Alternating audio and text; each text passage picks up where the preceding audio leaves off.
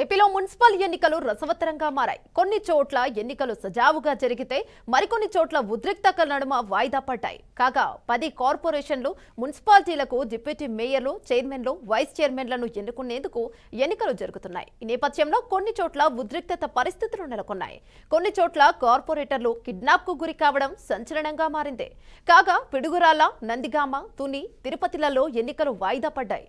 Tirupati deputy mayor ఎన్నికలలో 4 కార్పొరేటర్లు kidnap అయ్యారు. రైట్, ఇదే అంశంపై మరింత సమాచారం మా ప్రతినిధి గోపినాథ్ అందిస్తారు. గోపినాథ్, చెప్పండి.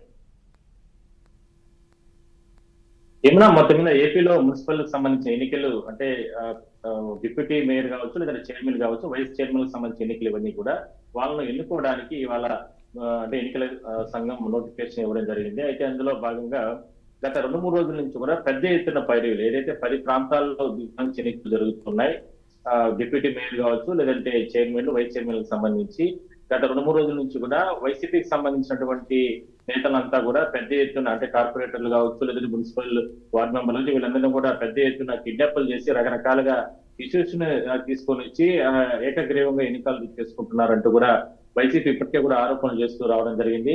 అందువల్లనే ఏపీలో జరుగుతున్నటువంటి ఎన్నికలకు సంబంధించి పెద్ద ఎత్తున ఘర్షణ వాతావరణం చోటు చేసుకోవడం జరిగింది. ఎక్కడ చూసినా కూడా ఏదైతే అక్కడ ఉన్నటువంటి కార్యాలయాల వద్ద పెద్ద ఎత్తున గొడవలు జరగడం, వైసీపీ కూటమి నేతల మధ్య పెద్ద ఎత్తున ఒకరిపైన కూడా దాడులు చేసుకునే స్థాయికి దిగడం, మరోవైపు అంటే చెప్పిన మాట వినకపోతే ప్రత్యర్థులు కార్పొరేటర్ల పైన వాళ్ళ ఇల్లు అంటే ఆస్తులకు సంబంధించినటువంటి వాటిపైన కూడా ధ్వంసం చేయడం, ఇలాంటి కార్యక్రమాలన్నీ కూడా జరిగాయి. అయితే గత 2 రోజుల నుంచి కూడా తిరుపతిలో జరుగుతున్న పరిణామాలు కూడా చాలా తీవ్రంగా ఉన్నాయి. పవిత్రమైనటువంటి స్థలంలో ఇక్కడ కార్పొరేటర్లకు సంబంధించి మొత్తం ఇవాళ నలుగురిని కిడ్నాప్ చేయడం జరిగింది. షెడ్యూల్ ప్రకారం 11 గంటలకు ఎన్నికలు జరగాల్సిన అవసరం ఉంటే ఉదయం 10:30 సమయంలో ఏదైతే యూనివర్సిటీ వద్దకు వస్తున్న సందర్భంగా అక్కడ అప్పటికే అడ్డుకున్నటువంటి కూటమి నేతలు ఒకసారిగా 3 వాహనాలను అడ్డుపెట్టి వెనకాల వస్తున్నటువంటి బస్సును ఢీకొని అందులో ఉన్నటువంటి కార్పొరేటర్లందరినీ కూడా కిడ్నాప్ చేసే ప్రయత్నం చేశారంటూ కూడా వైసీపీ చెబుతుంది. ఆ సందర్భంలోనే బస్సులు అద్దాలు ధ్వంసం చేయడం,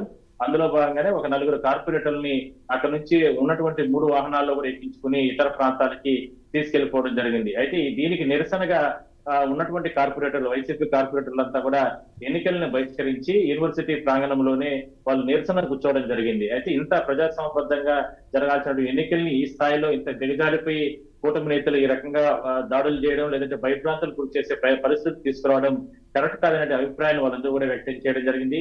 అయితే కాసేపటి క్రితం తిరుపతిలో ఏదైతే కిడ్నాప్ గురైనటువంటి ఏదైతే ఉన్నటువంటి కార్పొరేటర్లు వాళ్ళందరూ కూడా సెల్ఫీ వీడియోలు పెట్టడం జరిగింది.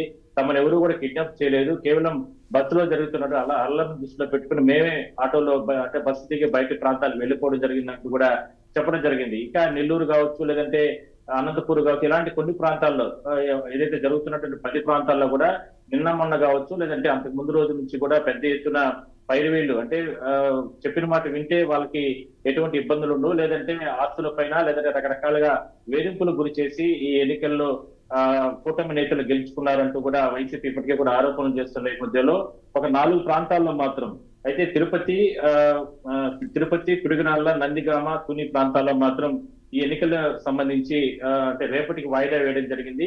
షెడ్యూల్ ప్రకారం రేపు 11 గంటలకి ఈ ప్రాంతాల్లో మరోసారి ఎన్నికలు అంటే మేయర్ కి సంబంధించి కావచ్చు, డిప్యూటీ మేయర్ కి సంబంధించి కావచ్చు, లేదంటే చైర్మన్ కి సంబంధించి కావచ్చు, లేదా వైస్ చైర్మన్ల ఎన్నుకోవడానికి సంబంధించిన ఎన్నికలు సజావుగా జరిగేందుకు ఇప్పటికే కూడా ఎన్నికల అధికారులు రేపటికి వాయిదా వేశారు. చూద్దాం మరి రేపు ఏ విధంగా జరుగుతాయో. ఎందుకంటే ఇప్పటికే తిరుపతిలో చాలా ఇష్యూస్ ఉన్నాయి, చాలా గొడవలు జరుగుతున్నాయి, క్యాంపు రాజకీయాలు నడుస్తున్నాయి.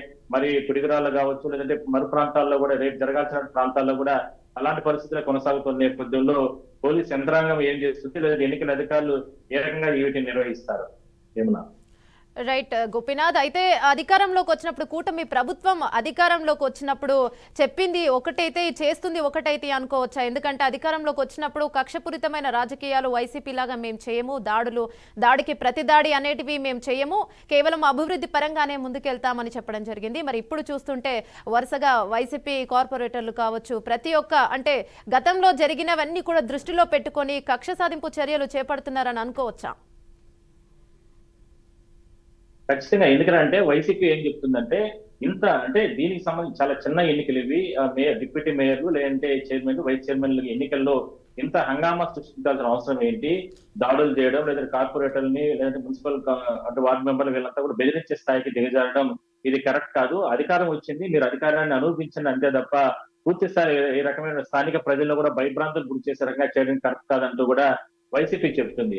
అయితే తెలుగుదేశం పార్టీ కానీ లేదంటే కూటమి నేతలు ఏం చెప్తున్నారంటే, గతంలో మీరు చేసిందే మీరు నేర్పించారు, మేము దాన్ని అమలు చేస్తున్నాము. మీరు గతంలో ఎన్నో రకాలుగా ఎన్నో ప్రాంతాల్లో జరిగిన ఎన్నికల సందర్భంగా ఇతర ప్రాంతాల నుంచి బస్సును పెట్టుకొని వచ్చి జనాల్ని తోలి ఓట్లు వేసిన పరిస్థితి గతంలో లేదా? మరి ఆ రోజు మీరు అంటే ప్రజాస్వామ్యబద్ధం ఆ రోజు ఏమైంది? మరి ఇవాళ మేము చేస్తున్నాం కాబట్టి ఇప్పుడు మీకు ప్రజాస్వామ్యం గుర్తొచ్చిందా అంటూ కూడా వీళ్ళు ఆరోపణలు చేస్తున్నారు. కానీ ఇది కరెక్ట్ కాదనే అభిప్రాయం మాత్రం ప్రజలు చెప్తున్నారు.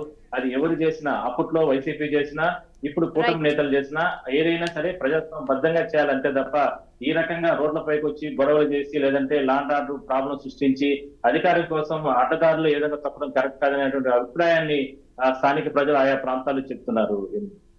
Right, thank you Gopinath.